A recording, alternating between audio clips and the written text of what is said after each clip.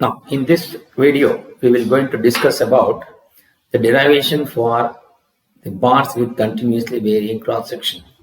So, what is the deformation of the bar with continuously varying cross section? So, to do that, this is for the uniformly tapering circular or round section bar. So, this is the sketch wherein a bar of a round cross section, the cross sectional area is a circle, which is a cone having a taper from diameter D1, first term of a cone, from D1 and varying to D2 to a length of L. And also we are considering a section at some point which is at a distance of x from the bigger end. And what will going to be the diameter of that? It will going to be D.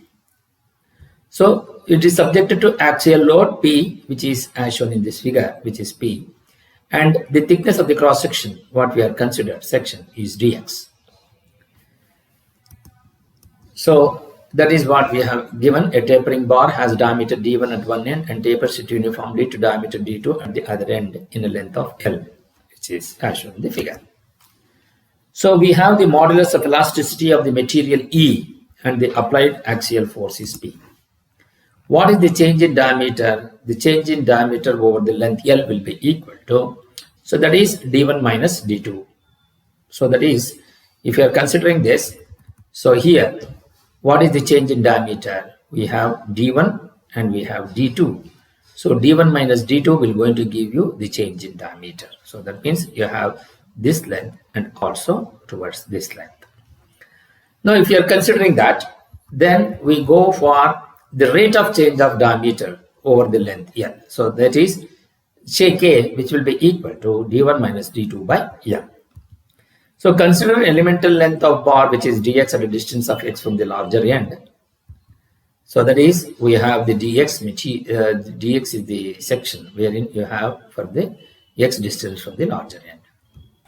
So once we have that, so what is that the change in diameter? So it will going to be D1 minus D2 by 2 here, and here also in this case D1 minus D2 by 2. So that will going to be the change in diameter. If we are considering this as the uniform bar here, so this is the uniform bar. So if you have the change in diameter, then you are going to have D1 minus D2 by 2, and here also D1 minus D2 by 2. Now we are considering a thickness, considering a section which is at a distance of x from the larger end. So from this we have the similar triangles wherein we have ABC is the one triangle and also we have DBE is the another triangle. So what is that? AC by BC is equal to DE by BD. So what is that AC by BC? AC by BC is nothing but L, which is equal to DE by DB I want. So what is that DB? The length of DB is nothing but the BC minus BD will give you the BC minus DC will give you BD. So that is what we want. So here, what is the DE? DE by, I want this as DB. What is the DB? DB is nothing but DC minus CD. So what is BC? BC is nothing but L and DE is nothing but X. So L minus X will going to be this. So AC by L will be equal to DE by L minus X.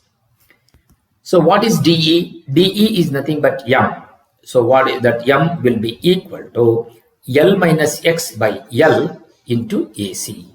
So what is that AC? AC is nothing but D1 minus D2 by 2.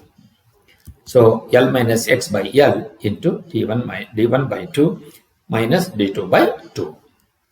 Now if you are considering that, so here once you expand this, you will going to get it as L divided by L becomes 1 minus X by L into D1 by 2 minus D2 by 2. So that is what we have written here. So when you expand this, what will going to happen? You are going to get it as D1 by 2 into 1 will be given by D1 by 2 minus D2 by 2 into 1 will be minus D2 by 2 minus x by L into d1 by d2 will be equal to minus x into d1 by 2L. Similarly, minus into minus becomes plus x into d2 by 2L. So when you take out this 2 as the common factor, so what happens? You will going to get 2. So d1 minus d2 minus x into d1 by L plus x into d2 by L.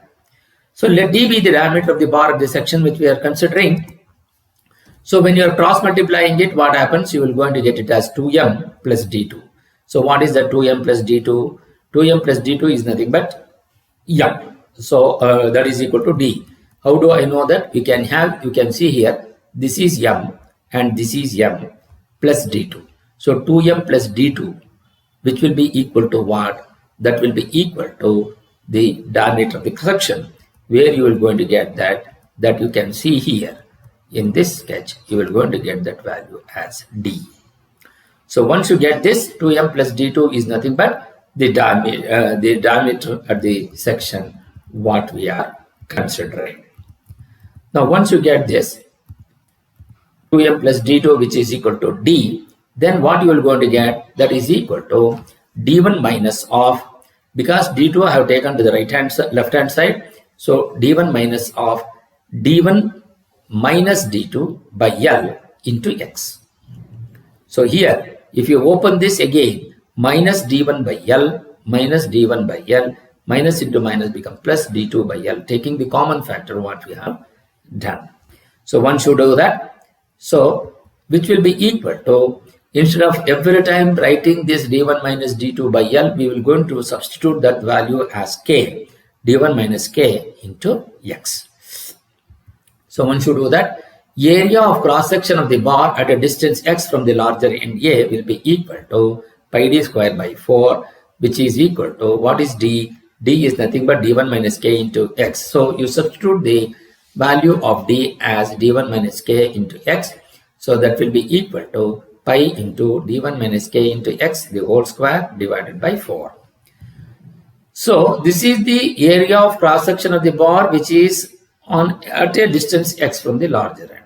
If you are taking for the total elongation of the bar, delta L will be equal to 0 to L p into dx by pi by 4 into d1 minus k into x square into L. So this is nothing but, which is like having p into L by a into e, where L is nothing but the area of cross section, that is the length of the cross section, which is dx, and p is the axial load, a divided by a is nothing but the area of cross section. You substitute this value into Young's modulus of the material.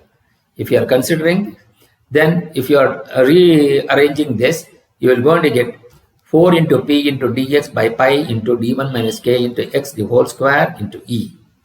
But p is a constant for a particular load, and Young's modulus of the material is constant, and pi is also a constant. So you take out that in the integral form, take out of the integral sign, you're going to get it as 4 into p by pi into e, integral of 0 to L into dx by d1 minus k into x the whole square.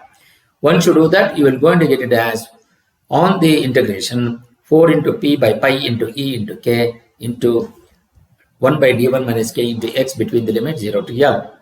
So once you start doing this, so what you are going to get, you substitute the value of k as d1 minus d2 by L. So once you substitute this here, 4 into p by pi into e into d1 minus d2 by L. So what happens, this L which was in the denominator will go to the numerator.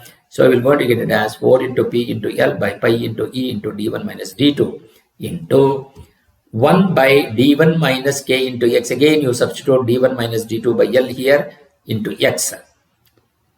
So you will going to get it as here d1 minus k into, put the value of x as L minus 1 by d1. So 1 by d1 because the value of x is upper limit minus the lower limit. So k into 0. So you will going to get it as d1. So once you get this 0 to L, so upper limit is k into L minus 1 by d1. So we will going to elaborate this here. So once you get this, so once you apply the limits, so then what you will going to get, You substitute the value of k as d1 minus d2 by L again here. So that is equal to 4 into P into L by pi into E into d1 minus d2 into 1 by d1 minus, what is the value of k? K is nothing but d1 minus d2 by L. You substitute that value here, d1 minus d2 by L into L minus 1 by d1. Now it cancels L and L. So then you open the bracket here. So you will be getting it as 4 into P into L by pi into E into d1 minus d2 into, so once you cancel this, d1 gets cancelled, minus of minus becomes plus, 1 by d2 minus 1 by d1. So then you just take the LCM of this. So you're going to get it as d2 into d1 by d2 gets cancelled, and d1 you will going to get here. d1 gets cancelled, and you will go to get d2 here. Now d1 minus d2 and d1 minus d2, which will go to be cancelled here. So then you will going to get it as 4 into P into L by pi into E into d1 into d2. So this is how you will be able to get the total elongation of the bar of delta L of tapering cross section, which will be delta L will be equal to 4 into P into L by pi into E into d1 into d2. So what will going to be the maximum stress in the bar? The maximum stress in the bar of sigma Bmx will be equal to applied load by the least area of cross section, which will be equal to P by pi into divided P by pi into d2 square by 4. That will be equal to 4 into P by pi into d2 square. For uniform cross sectional bar, if you are considering that, which will be delta L will be equal to P into L by pi into E into d square by 4 into E. So for a tapering bar, delta L will be equal to, so what we are trying to do here, d1 is equal to d2, which is equal to d. Since you have d1 and d2, so you'll go to get it as d square. So once you take this to the denominator, what happens? Pi into d square by 4 into E into P into L. So that is what we have written. You have just expanded this and we have written here. So what is the, for tapering bar, delta L will be equal to P into L by pi into d1 into d2 into E by 4. So hence for tapering bar, d1 and d2 is used instead of d square.